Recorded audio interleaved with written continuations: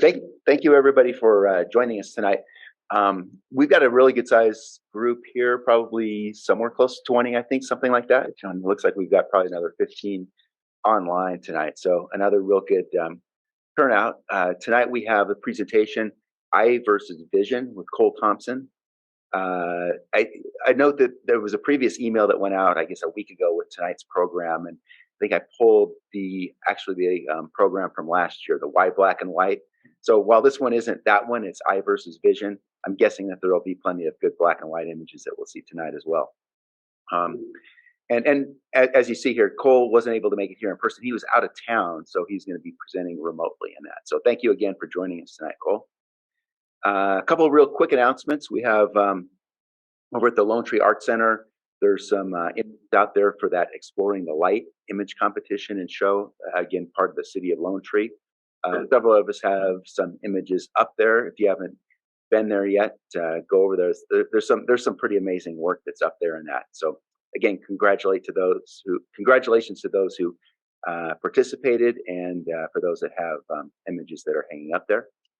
I think they're up there through first week of June. I think they come down right there like the first few days of June or something like that. So still plenty of time to go over there and see those. A couple of other upcoming events that we have. The next meeting will be Wednesday, May 3rd, and that's an exhibition night. Again, we'll have the email will go out, but there will be a link to submit images for that exhibition. And for those that haven't participated in that before, submit up to 4 images, and these would just be ones that you want to not be judged, but you can make comments on it, describe what it was, what you were thinking about, why you took the image, maybe anything specific as far as what kind of moved you towards that, and any kind of special post-processing techniques that you might have used. So again, it's a good learning opportunity, and we usually get really good feedback in that during those. Wednesday, May 17th, we have a presentation. That one's going to be food photography with our own member, Terry Verbicus. June 7th is competition night, and that's an open competition, right? Yeah, we just had a themed one on our last one. So that one, we kind of alternate, and so that one will be open. And let's see, June 21st, we have a presentation, Lens Technology, and that's with Tamron's Mark Morris. So that's June 21st. So that takes us through June, the month of June. Plenty more that we have on the agenda through the rest of the year that we'll make announcements going forward. Let's see. Oh, one other thing I was going to point out too real quickly is that Bruce and I were just talking. We do have some of our prior meetings that are out there on YouTube. However, those are password protected. So for those that are interested in seeing those, reach out to Bruce or myself, or I suppose if you send an email to the Lone Tree Photo Club, it may not get seen right away in that, but at some point we'll get that to you. But anybody who wants that password, we can provide that to you. Let's see here. We do have, real quickly, we're going to go ahead and we've got some of the awards here from the competition last month. Let's see, I don't know if they're in order here. I'll go ahead and start with we'll go. I'm gonna start off with the beginner intermediate color, and we have let's see, digital color first place was Heron at Sunrise, Susan Proper. Not here, so I'll go ahead and we'll keep those ones. I guess I should probably go backwards forward. Second place is Early Morning Ride, Bruce Ryman, who is here. Congratulations, Bruce.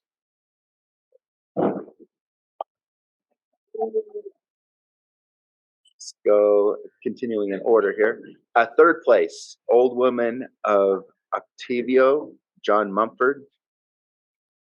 Not here. Let's see. And then we've got, let's see, honorable mention was Marcus, and that's Jane Richards.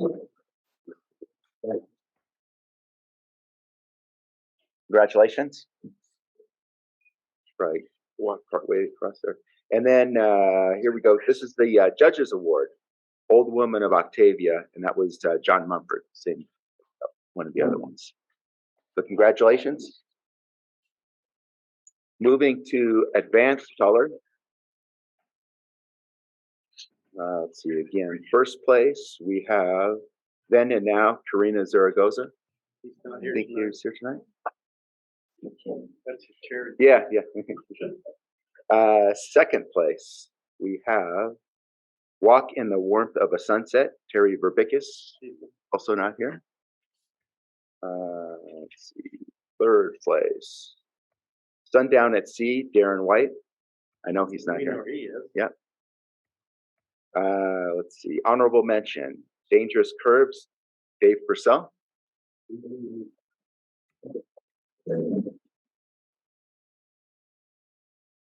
And the Judges Award, we'll give it to the same person here, Dave Purcell.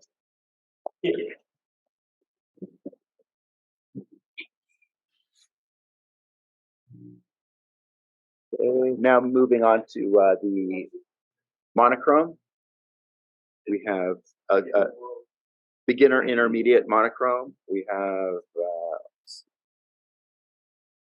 first place is Separation, Bruce Ryman.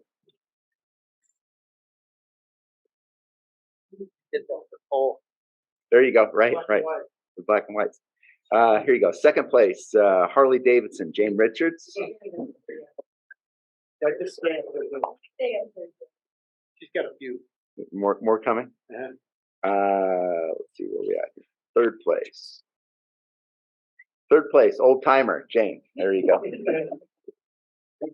May not be over yet.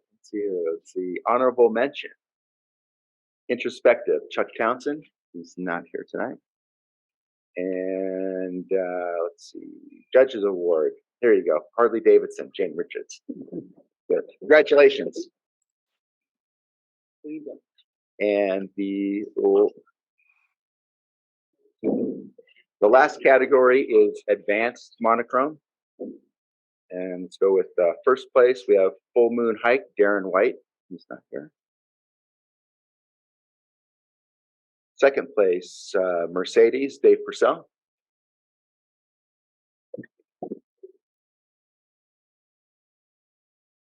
Third place,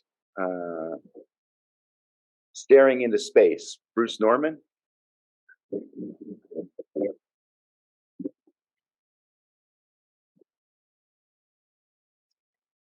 Honorable mention, Morning Breath, Carino Zaragoza. Not here. And Judges Award is Merciless, Dave Purcell. So congratulations to all, and thank you all those who entered last month. And let's see here. With that, one last point here real quick. I'm just going to go through a couple real quick points as far as introducing tonight's presenter, and then I will let Cole fill in the blanks. Again, we have Cole Thompson. He presented last year with the Why Black and White, and it was a really popular presentation that we had. So we're really glad to have him back here tonight. Cole, at the age of 14, after reading a biography on George Eastman Kodak, he knew he was destined to be a fine art photographer. Photography became a complete existence for the next 10 years as he continued to take images, work in the darkroom, and read many photography books. He was drawn to a particular style of dark images created by Adams, Weston, Bullock, and others, and he knew he was destined to create such images. Growing up with black and white movies, television, and news, black and white photography became an extension of what he saw through the media. He says black and white captures the feelings below the surface. So his art has appeared in many exhibitions, publications, and received numerous awards. However, Cole measures his success by his personal feelings about the art he creates. And with that, I will let Cole go ahead and take over. And like I say, feel free to fill in any of the blanks I left out, because I'm sure there's plenty of them. Thank you, Michael. Thank you, Bruce, for having me again. I'm just going to launch right into my program, if that's okay. Somebody maybe give me a thumbs up if you can see me okay. Am I there, Michael? Yep. Yes. Yep. Okay, good. See you there. Huh? Good. And I'm just going to stop my video so I don't distract myself. Well, hi, everyone. Thank you for having me. My presentation tonight is called A Visual Depiction of Vision. Or, as Michael said, I versus vision. So let's get started. So, who is Cole Thompson? Well, I am an amateur fine art photographer living just north of you guys in LaPorte, Colorado. Yes, an amateur. Wow, you guys are harsh. So, Mr. Amateur, what are your qualifications? Well, I really don't have any traditional qualifications. I have never taken a photo class or a workshop. I don't have a degree in art. I've never worked as a photographer. I don't have gallery representation. I'm not a Canon Explorer of light. And I've only got 3 lenses and none of them are primes. So, do I have any qualifications? Just one, my images. Nothing else matters. And so here real briefly is my resume.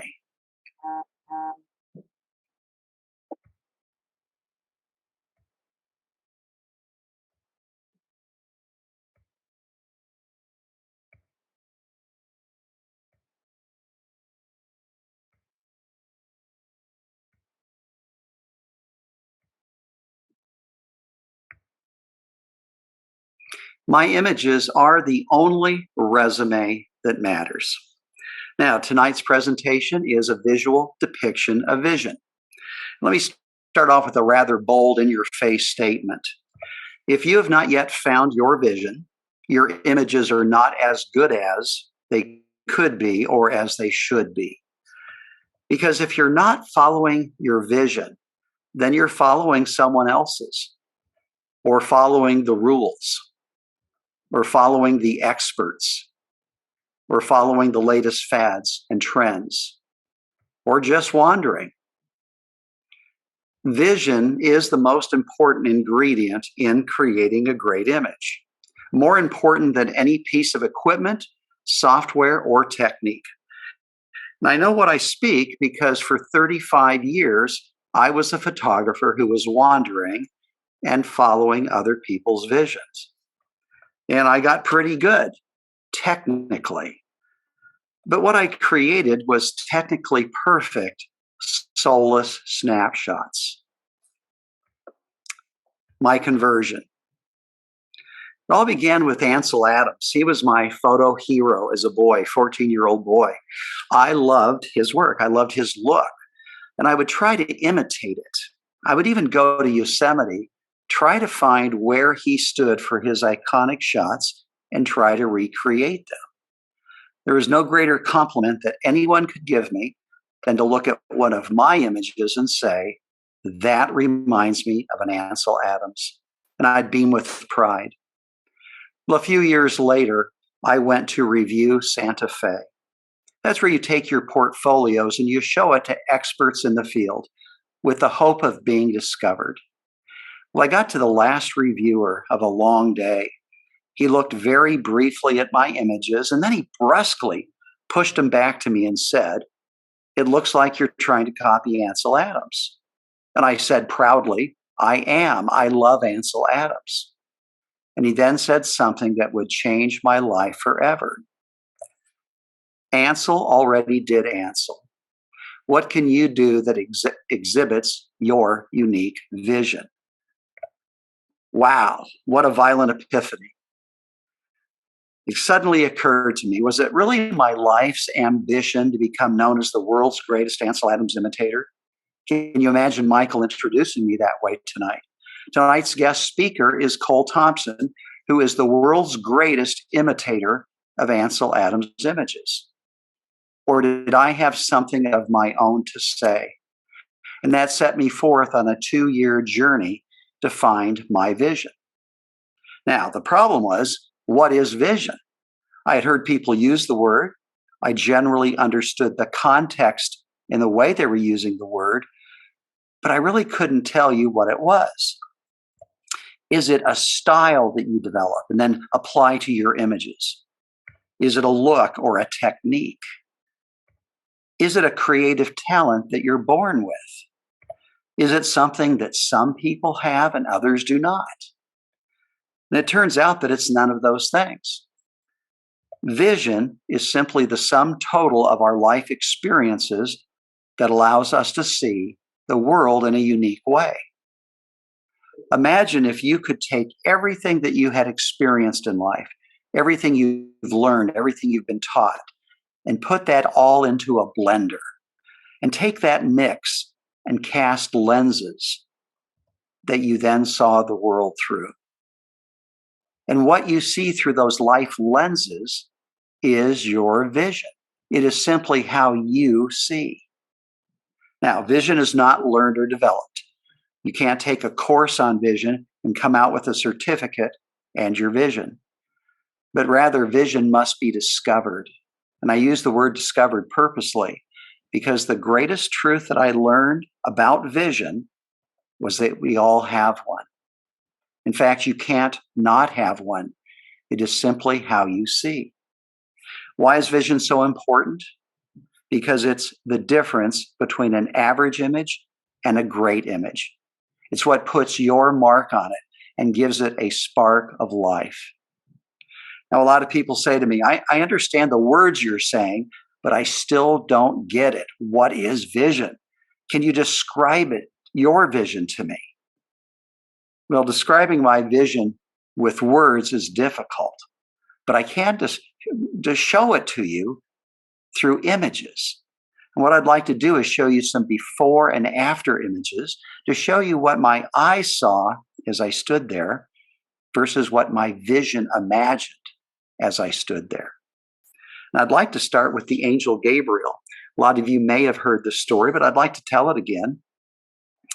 This was what I call the most significant image I ever created because it was the very first time that as I stood there, I could envision the final image. I could see it in my head, what I wanted.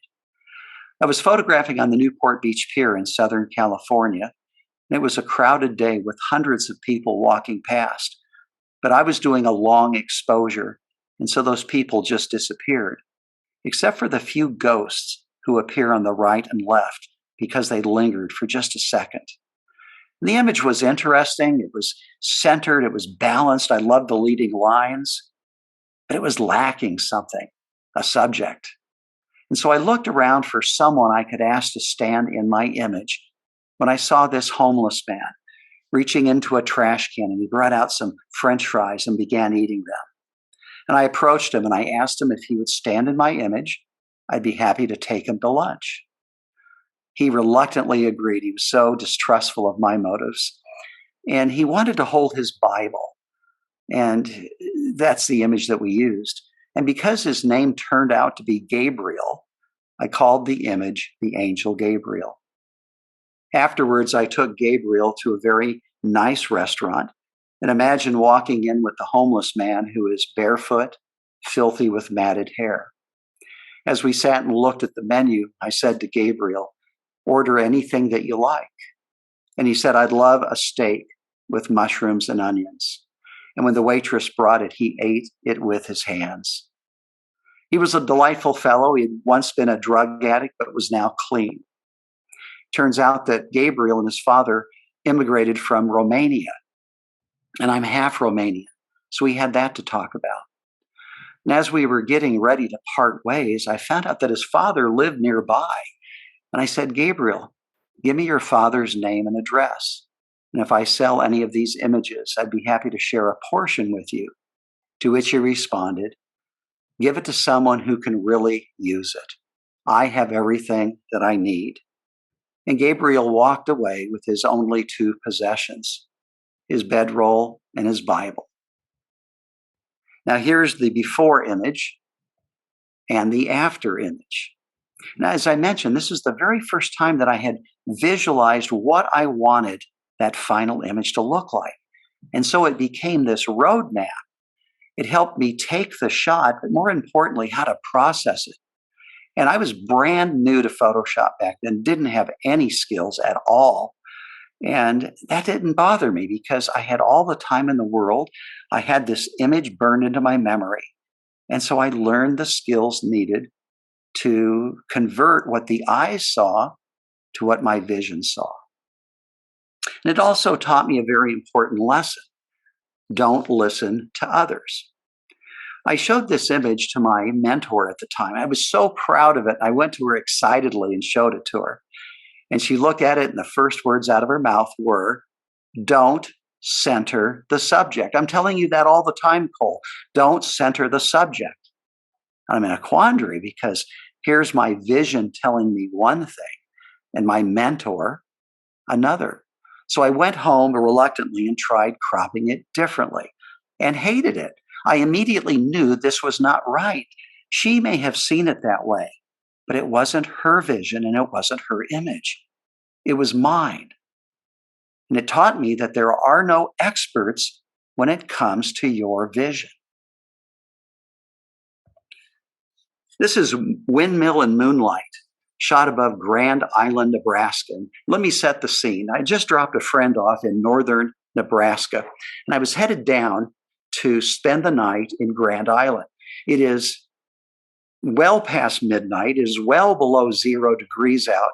It had just snowed, and I see this scene. The sky had cleared. It was nearly a full moon, and a light illuminating this fog on this little tiny valley with this pig barn. And it just struck me. But I was tired and I wanted to get to the hotel. And it was cold out. And I drove past it, kind of looking for a pullout, but not really committed to stopping. And as I passed it by, I thought to myself, I'll get it another time. And then a voice said to me, there is never another time. If you don't get it now, you never will see this scene again. So I reluctantly turned around and drove back up past it again, looking for a turnout. The snowplow had come by and there was just no area to pull out. I went up and down that road 4 times, I believe, until I finally found a small turnout, parked my car, and had to trudge almost a mile through knee-deep snow below 0 after midnight. When I got to the scene to photograph, it was so cold out that the battery in my camera had died, and I'd put a spare in my pocket, and I would warm it up and then use it for a while until it died, and I would switch batteries again. But I got the shot, and it taught me to always stop. Now, this image was difficult to process. Again, this was back in 2006, I believe, and I had just begun Photoshop in 2004. It was difficult because I couldn't do a single exposure.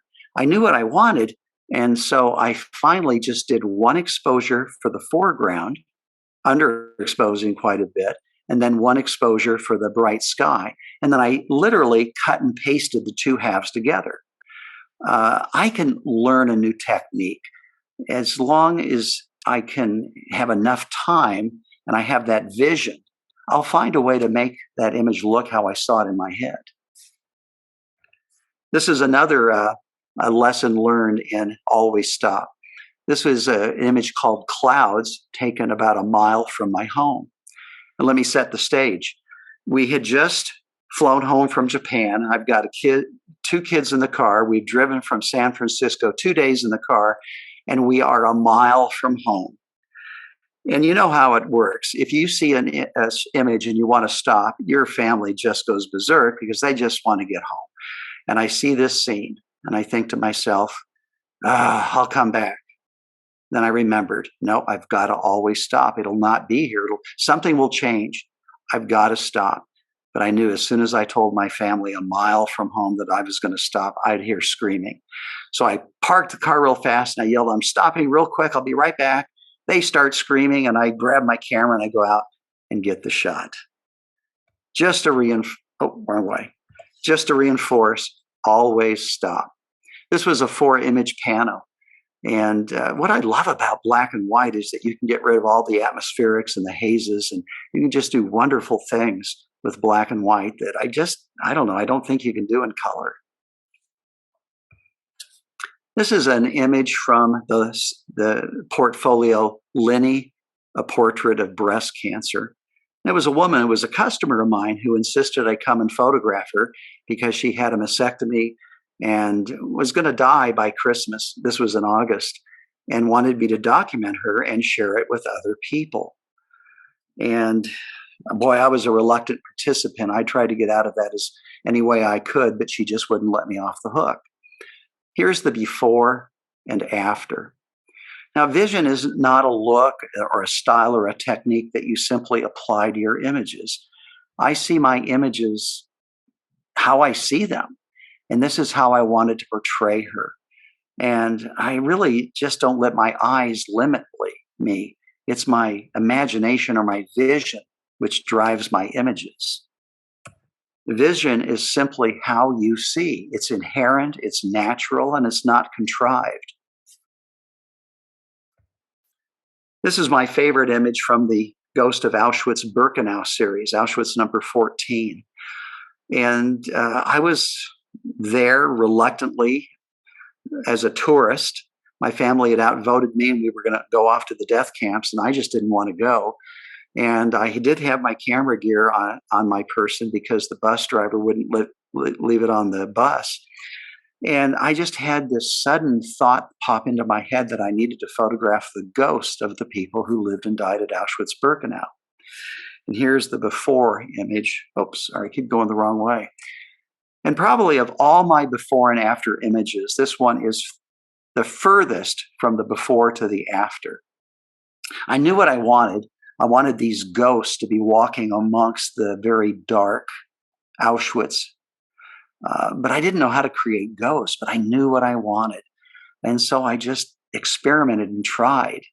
The other challenge here was I only had an hour and 45 minutes in which to create this portfolio of 15 images. So I was under a time crunch, as well as really not knowing how to do what I wanted to do, but I could see it in my head. And so with a lot of post-processing, was able to take what I saw before and convert it to what I saw in my vision. Now, this image taught me another lesson. Vision does not guarantee that others will like your work, that you'll win contests, become published, or have more sales.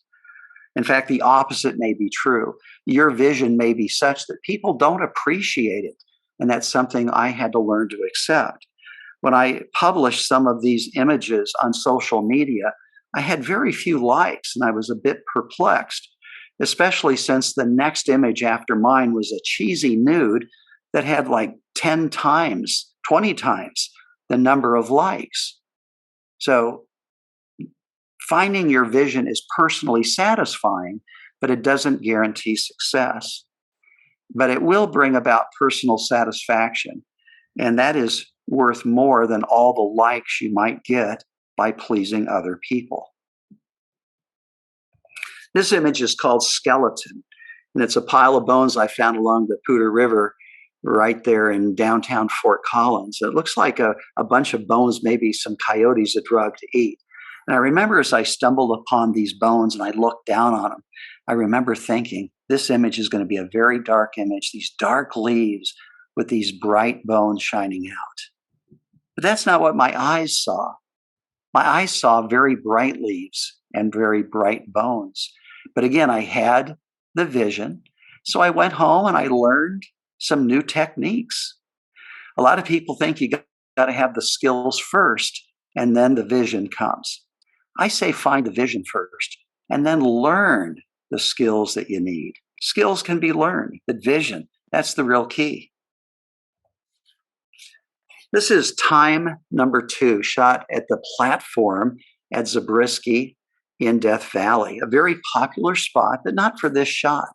They all go to shoot Manly Beacon as the sun rises and hits it. Now, this is my before and after shot. I never buy a guidebook whenever I go to a new country or a new location. I avoid the must-see sites. Why don't I want to see the must-see sites? Because they've been advertised and they've been seen and photographed by a million other people. Zabriskie Point, Manly Beacon is probably one of the most photographed spots in America.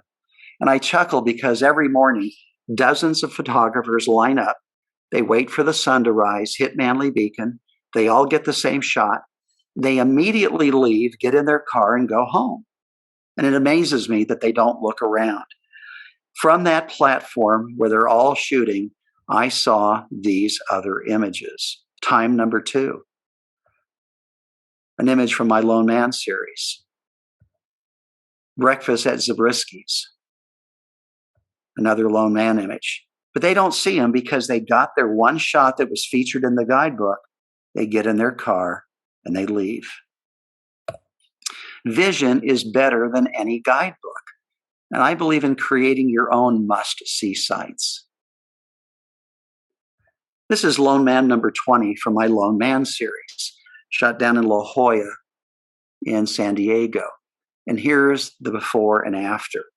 And I like this one because I say, let your eyes inspire you, but don't let them limit you. If you only photograph what you can see with your eyes, you're going to miss out on so much. Your vision or your imagination or your creative abilities can see way past what your eyes can see. This is one of my lone isolated series. They're lone trees. And that's shot along the Oregon coast. Now, a lot of people feel that vision might limit you to one look, one style, one subject, but it really doesn't. Vision frees you to do anything that you want. And I constantly shoot new subjects, and I have a wide variety of subjects. I'm not stuck in one genre. In fact, it would be hard to classify me as any one type of photographer. And it doesn't limit me to any one look. A lot of my images are dark, but a lot aren't. Vision frees you to do anything that you want. That's what's so great about vision. This is my favorite iceberg from my Melting Giant series. I went up to Newfoundland to photograph these icebergs, and they were all done in long exposure. But when I got to this one guy, and he was the most beautiful of all the icebergs that I saw, he was rocking so badly in the surf that I couldn't do a long exposure. And so I just thought, I know what I want. I'll take a still, and then when I get home, I'll figure it out. And so here's the still that I took, and you can see that I turned it into a long exposure. And how I did it was I asked a friend, and I said, I know what I want to do here. I want it to make look like a long exposure, but I don't know how to do it. And he showed me a technique in Photoshop, and it looks just like all the other long exposures. So sometimes you should ask for help, and sometimes you shouldn't ask for help. You should ask for help when you know what you want to do, but you don't know how to do it. Can you help me? But you shouldn't ask when you don't know what you want. I have no idea what I want to do with this image. What would you do? People ask me that all the time. Cole, what would you do with that image? And here's what I think when they ask me that question. It's a favorite quote of mine from the novel The Fountainhead. Never ask people, not about your work.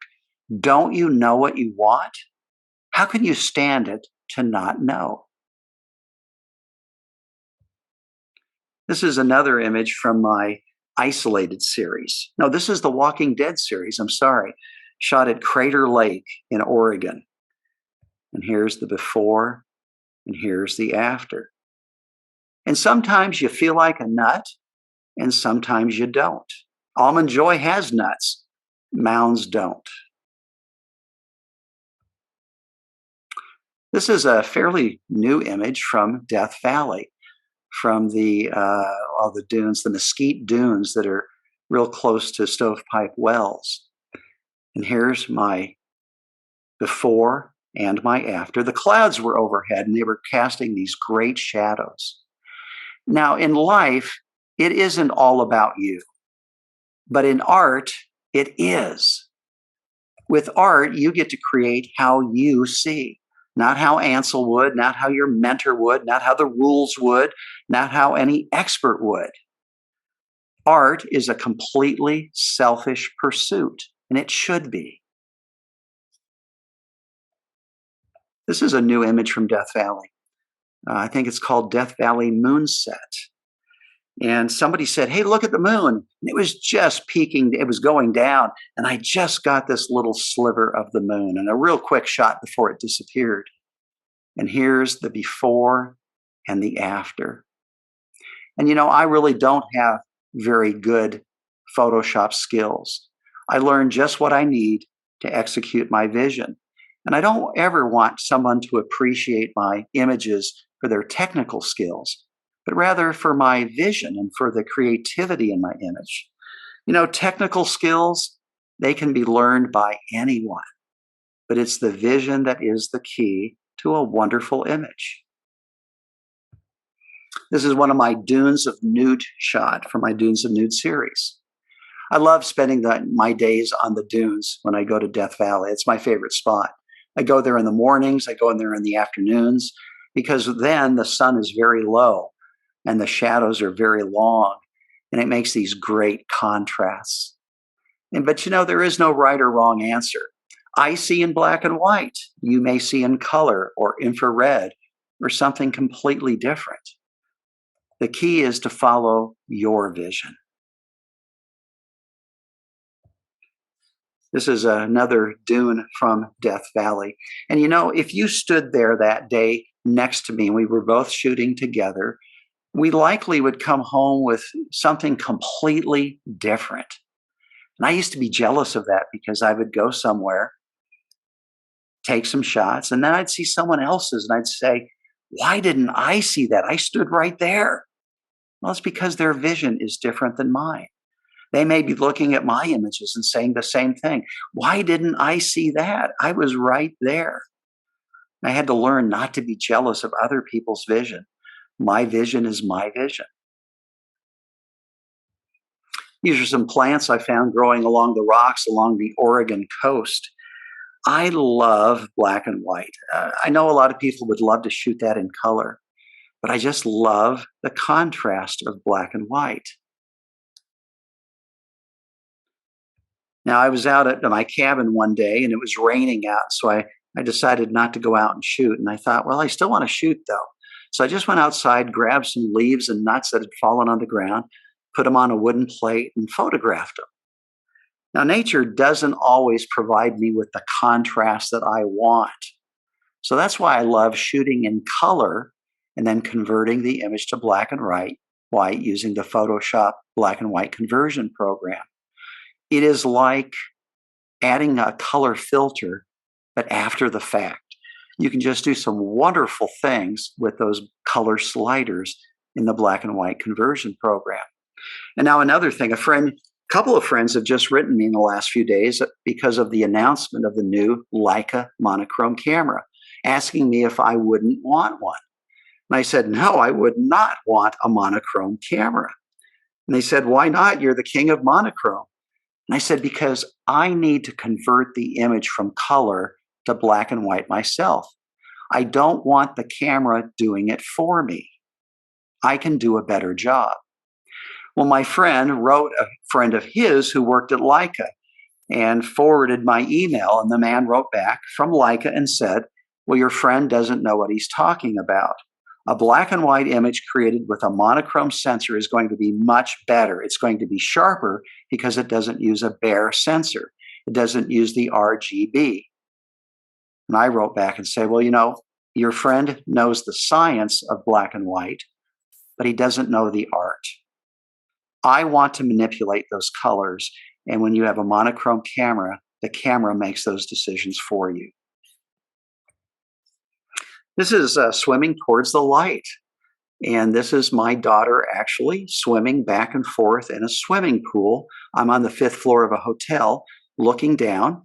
And I did a long exposure, just a slight long exposure, just as she touched the light. Here's the before and after. Now, I love experimenting and playing with any crazy idea because you just never know where it's going to take you. And this is just one of my favorite images. Play, have fun. They don't always work, but sometimes they do. This was an interesting image. It was the very first image I created in my ceiling lamp series. The ceiling lamp series is a bunch of ceiling lamps shot from straight below. And probably if I didn't tell you what they were, you wouldn't know they were ceiling lamps. And I just had a real fun time finding new and unique ceiling lamps. Well, this is the very first lamp that I saw. It was in a hotel in Akron, Ohio. And I saw that lamp and it just struck me. So I pushed the table out of the lobby. I lay on the floor in that hotel lobby, looked at that lamp, and then started photographing it. And it just became a passion, finding any office or any store or any home that had a unique lamp that I could photograph. Now, interestingly, about 3 years later, I went back to Akron, Ohio. I booked a hotel in that same hotel on purpose because I wanted to go back and see that original lamp that I had seen 3 years earlier, the lamp that started it all. I walked into the lobby and I looked up and I thought, huh? I don't get it. If I had seen that lamp 3 years later, I never would have done the project. It just didn't strike me. But for some reason, on that day, at that moment in time, it did 3 years earlier. And so when you see something you love, you just got to run with it because you've got the passion for it. It may not be there later. And I don't know why it wasn't there later. Another crazy thing I love to do, wherever I go, I always do a self shadow or a shadow selfie. I just have fun with it. This is the one I did in Death Valley here 2 years ago. Vitruvian Cole, imitating Vitruvian Man. And, a lot of people may not appreciate it, but I love it. I have fun with it. And I like the images I create. This is called Peter Hoff Trees. And it was created at the Winter Palace in St. Petersburg, Russia. I spent all afternoon photographing this line of trees, just loved the simplicity of it. And then when I got home, I found out that the images didn't turn out sufficient to create the image I wanted. And I was pretty disappointed. Then I remembered I had taken a single iPhone shot. And so I took that iPhone shot, cropped it, and worked it. And keep in mind, this is an 8 megapixel tiny sensor image, and created this image. And it just reminds me, a great image isn't about megapixels or sharpness or any of those things. It's about an emotional impact. Now, I've got a friend who's in Fort Collins, and he's one of these guys who believe in sharpness. He goes to great lengths to get the maximum sharpness. Sometimes he'll do a pano 3x3 or 3x4, just combining all of these images together, always with prime lenses and always at their optimal aperture. And I've tried to convince him that a great image is more than sharpness. Never really got through to him. And then here about a year ago, he writes me and says, "Hey, Cole, I was just looking at Migrant Mother by Dorothea Lange, and I just noticed something. She's out of focus." When she took the shot, she was actually had her focus point somewhere on her shoulder, not on her face.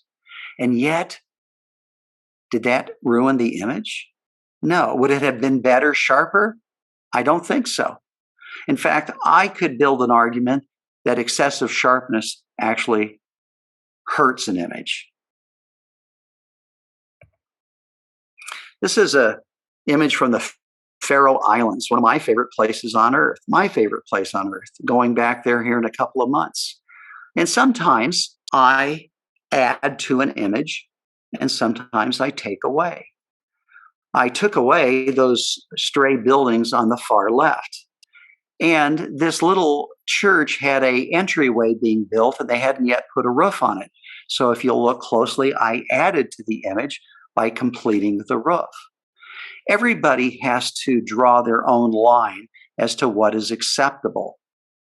And I have my own line. For example, this is my Harbinger series, single clouds over interesting areas. And the first time I created this, I really never thought I'd see another single cloud. But as you become aware of something and look for it, you start to see it more and more often. Here's the before and after. Now, I was once accused of adding this cloud. Someone had taken the image. He said that he examined the shadow on the cloud, the shadow on the hills, and could tell that I added the cloud. Now, I didn't, and I would never. That's my line. I wouldn't add the cloud. But that's every person's own personal decision as to where you draw your line. This is from, this is on almost to Hana in Hawaii on Maui. And here's the before and after. And again, your vision should guide your shot even more than your eyes do. Your eyes can inspire you, but don't let them limit you. If you only see with your eyes, then you'll never produce more than that. But with vision, you can see beyond what your eyes can see. This is a harbinger image and kind of one of my isolated images combined. And the great thing is that blah images can become exciting because of black and white and your vision. And it's really not due to your technical skills.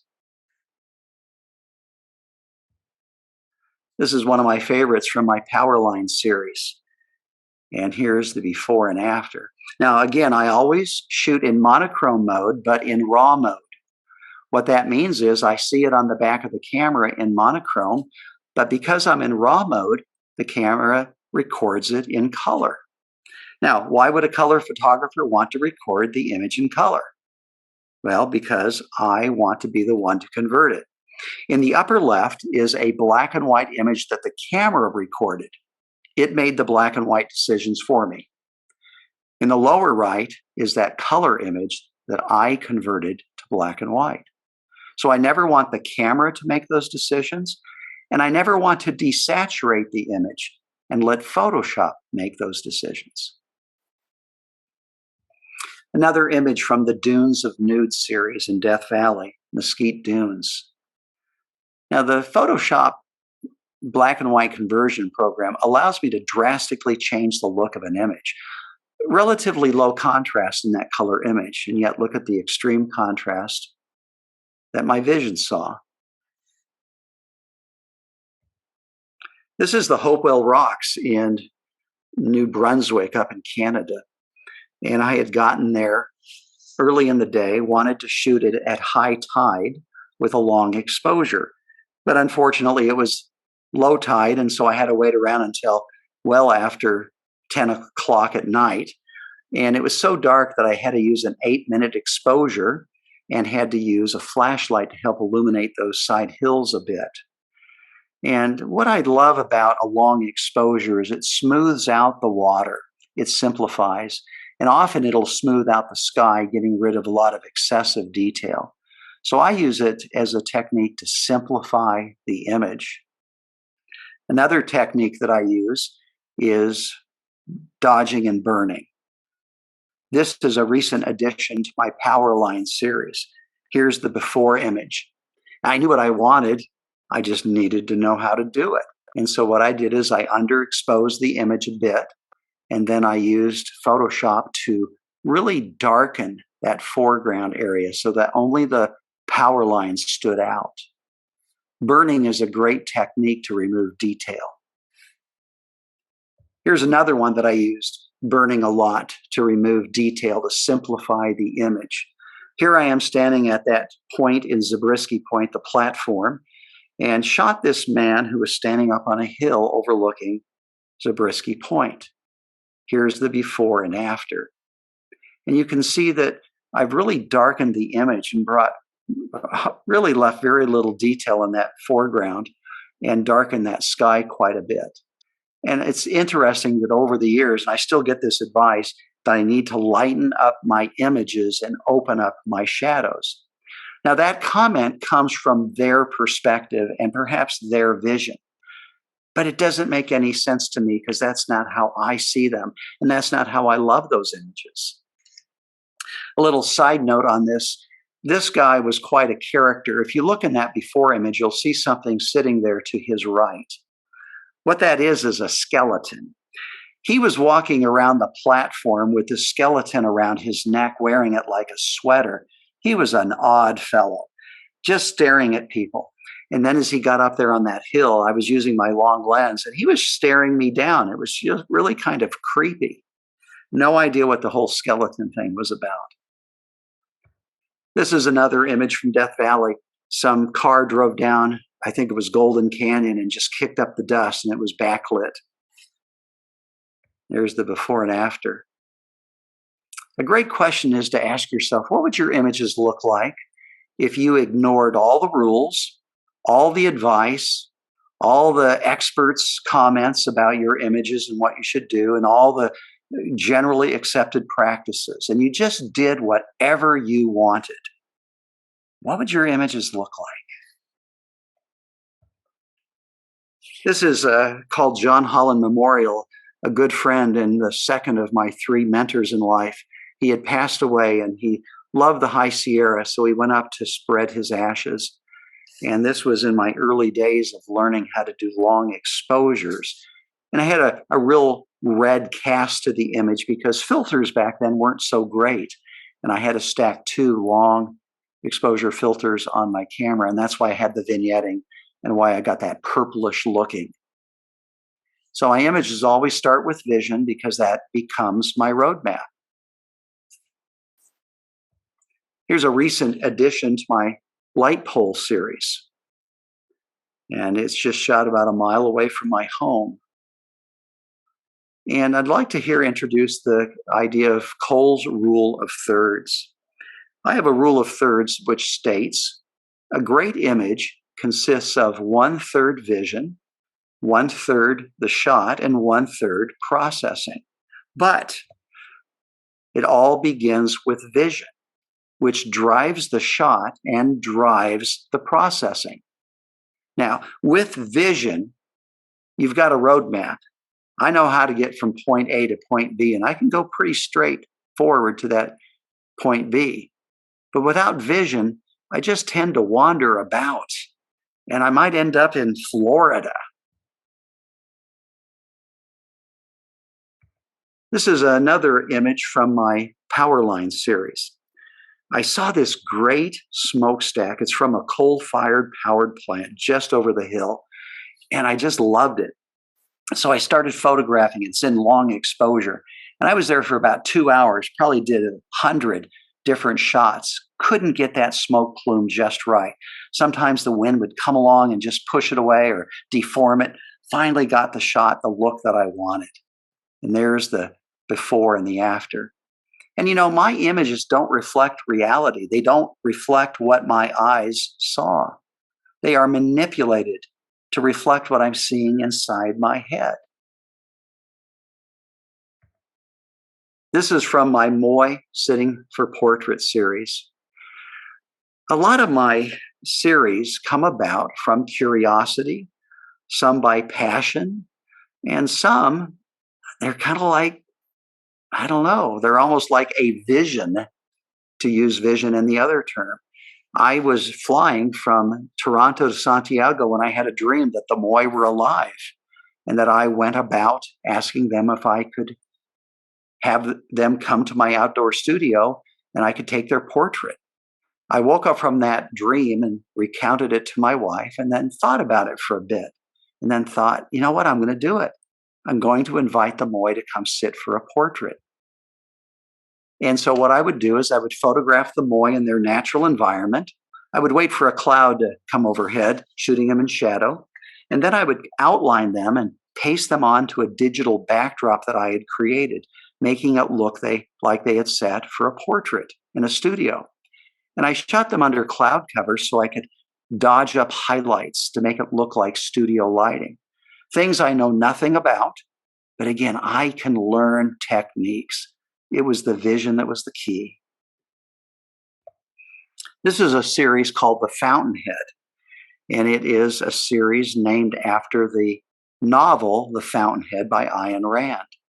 I was driving in downtown San Diego traffic, stop and go traffic, and there was a minivan in front of me with a dark tinted rear window, and I saw the reflection of one of the skyscrapers in that window, and it distorted because of the curvature of the window. And I loved how it looked. And I wanted to recreate it, but I didn't know how to do it. So I went home and talked about it with my wife. And she said, what about a funhouse mirror? You know, a flexible metal mirror that you can warp.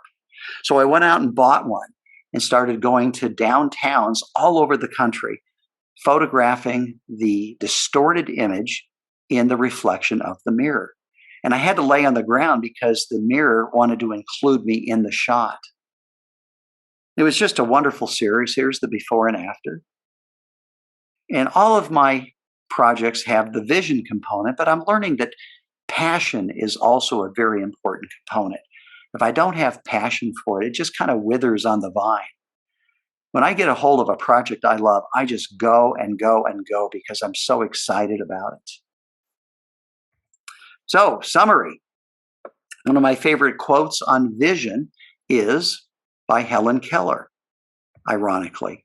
It's a terrible thing to see and have no vision. I would invite you to please find and follow your vision. Because if you've not yet found your vision, your images are not as good as they could be or as they should be. Thank you. I'm going to stop my share now and turn my camera back on and join you all.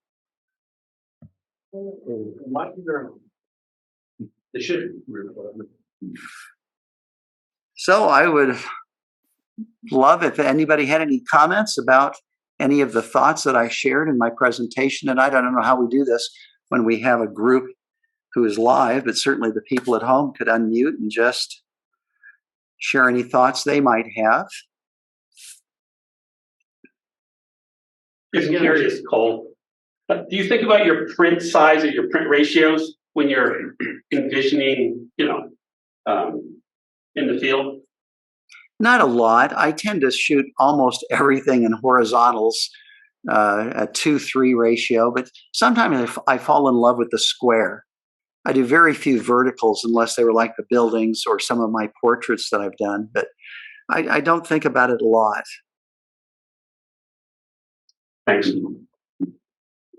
Unbelievable. Yeah. Some of the comments that are coming into the chat room are just amazing, unbelievable, and I think that's kind of what we everybody here is in awe here in the room as well. I have one question here, real quick, and that you had mentioned, again, that you always shoot in color and then do the conversions and so forth, and you brought up some real good, the rationale as to why you don't get a black and white camera in that. You also threw in there the word infrared at one point, and I didn't see them in there, but it looked like they had sort of the effect of what I think of as infrared with black and white conversions. But I don't think you're shooting in infrared. Is there something you concerned? I know you also mentioned John Barker, and he shoots quite a bit of infrared in that. Is that something that He does. Have you ever thought about throwing that into your arsenal, or is that something still, once again, your vision is more color, converting that into that as opposed to infrared, which you're going out intentional, just with a much different look to a black and white image? I haven't shot infrared since I was a film photographer. I really love the work of,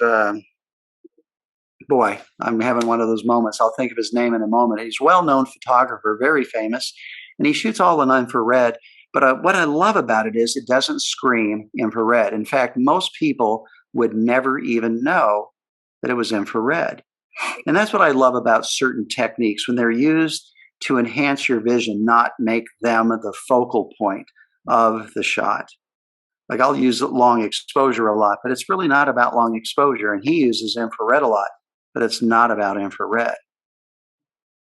But I don't have a lot of experience. John Barkley does have a lot of experience with infrared. I've experimented with it myself and I didn't enjoy it. But part of the same thing is like what you're describing as when I go out with my infrared camera, I'm trying it again when it comes to vision. I'm looking at it knowing that it's going to look much different than what my eyes are seeing at that moment.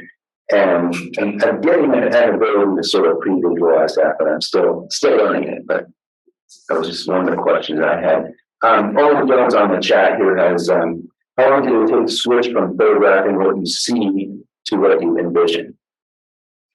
It took me 2 years to find my vision because I just couldn't get a grasp on what it was. It just seemed so wispy and I couldn't grasp it.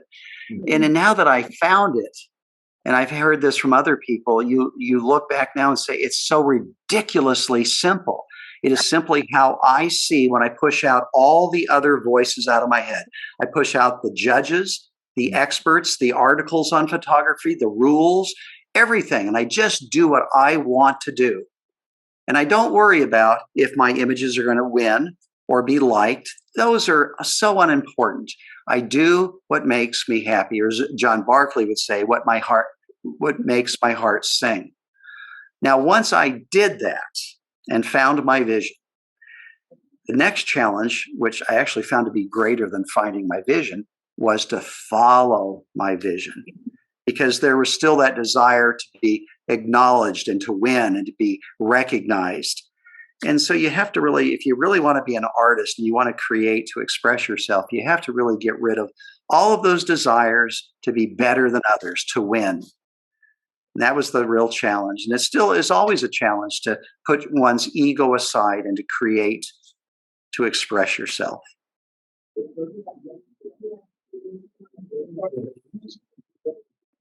Yeah. I'm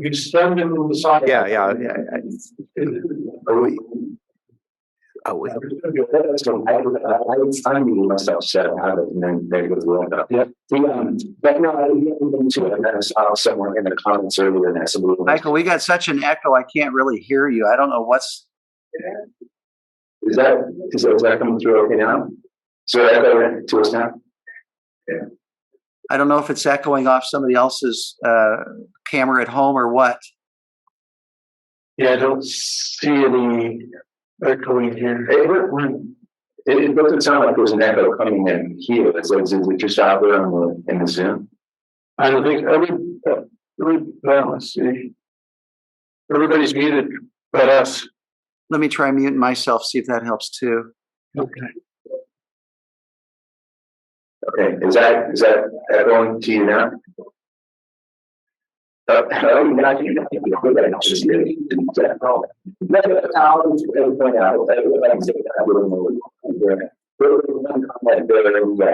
that was saying that when you're talking about going to a location and photographing something different, like think now that people, this is boosting point somebody mentioned also that something happens at Mesa Arch, and we've all been to those places, right, where there's a big crowd of people drive by side by side. And I thought it was really fascinating that we're at this location where everybody goes to get the shot, and you're coming back with these incredible, other compositions that are pulling other dimensions in that the people are not even paying attention to, and yet everybody with a vision of what you're seeing over in that. It's something I try to do when I go out there in that, but could probably do a better job at myself. Michael, unfortunately, I couldn't understand a word of that. I don't know if anyone else at home can hear this or not, but I can't. Okay. All right. Somebody suggested you've got two mics open there. Does somebody else have a mic on in that room? There's just yours now. Okay. Is that sound clear now? No. So we'll use microphone. Okay, well, thank you, everyone. I apologize for not being able to hear any of the questions, but thank you so much for having me. I would like to give away a print of the Angel Gabriel, and how I do that is I look for the person who's got the closest birthday to today. So does anybody have a birthday today or close to today? Either coming or going. Anybody online? What's that? What's your birthday? 16th of April. And so we have 16th and 23rd. Who's closer? The 16th? Well, it is on the 19th, yeah. Yeah, it's 16th would be closer. Okay, can anyone beat the 16th? Somebody said their dog's birthday is today, but I'm sorry. Unless they're a member of the club, a dues-paying member of the club. Okay, I can't see who is the 16th, but if you would please email me with your mailing address, I would love to send you a print of the Angel Gabriel. Way better job. Thank you. Thank you. Thank you all for having me. I apologize for the sound problems here. No, it wasn't your fault. Thanks. Yeah, thank you. Appreciate it. Okay, all. Thanks for having me back, Michael and Bruce. We get one question, how important it is for you to have an audience for your images? And who is that audience? But could somebody type that maybe, and then I could hear it? Yeah, here it is. I'm putting it in the chat now. Okay, good. How important is it to have an audience for your images? Who is that audience? Well, that's the thing. When you choose to please yourself rather than please an audience, that often means your audience is going to shrink. I mean, let's face it, how many people in the world follow art? How many follow photography? How many follow black and white photography? How many follow my style of dark black and white photography? It's a pretty small piece of the pie. I figure in the United States, there's 76 people who will follow me. It's a small piece of the pie. So the important thing isn't pleasing an audience. That's the cherry on top. The prize is creating an image that you love and that you are proud of. And then when you find somebody else who loves the same type of work as you, that's the cherry, that's the extra. So it's not critical. We all love our work to be appreciated. I'm not going to pander to the tastes of others. I'm going to create what I love and hope I find some people who like my work. Does he try to promote his works? No, I didn't. Somebody could type it. Oh, how? How does he, if he does? Hang on a second. Does he sell it? Anyway.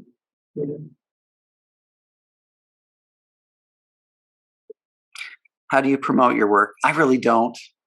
I really only do something if somebody invites me. I've recently spoken at some conferences. They've invited me. I've been published in magazines. They invite me. I figure if someone loves my work, they'll find me, they'll ask me, and then I'll always say yes. I've done presentations to groups of 3 people on a small island off the coast of British Columbia, because to me, being invited is an honor. So it doesn't matter the size or the prestige of the group. It's being invited, being wanted. Okay. Well, again, thank you for having me. Please, whoever that was who won the print, please email me with your address. I would love to send a copy of the Angel Gabriel. And thank you so much again for having me a second time, maybe a third time. I can't remember. Second time. Second time. Okay. Thank you so much, all. Now I'm going to say goodnight because it's late. I'm in DC doing grandfather duty. It's late back here. Thank you. Thank you. Okay. Take care, all. Thanks, Michael. Okay, for those of you online, it's early. I'm going to send my phone a little verbally. I apologize for that. Let me see. Is that better? Is that better? If it's that mic, that's always my microphone sound better. I switched it out. How's that? I switched to my internal microphone. So, thanks everybody. The audio was pretty good from Cole's side. So when we put this recording up, you'll be able to hear his piece very well. I think it's 8 o'clock. The only announcement I have for those that are interested, the IRS has officially recognized us as a 501c37 social club. Don't get excited. We're not charitable contributions or anything like that, but it does allow us to not have to pay taxes on our dues that we get. So, but that's what they wanted everybody to do this year. Anybody else have any announcements or anything in the club? Nothing of interest. One quick plug, after Mark's presentation in June, we're going to meet.